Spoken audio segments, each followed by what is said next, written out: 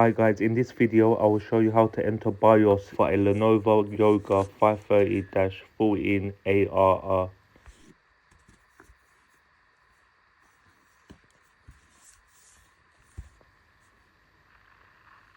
So guys, as you can see, here's the sticker Lenovo Yoga 530. Right, let's get started.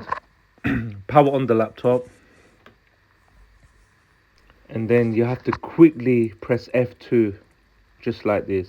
F2 guys. So it will bring you into BIOS. So you've got information, configuration, security, boot, and exit.